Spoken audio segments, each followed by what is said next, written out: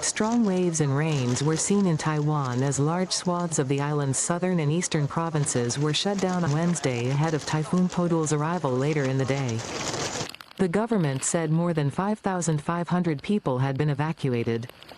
The mid-strength Typhoon Podul, packing wind gusts as strong as 191 kilometers per hour, was heading for the southeastern city of Taidong as it intensifies and was expected to make landfall nearby on Wednesday afternoon, weather officials said.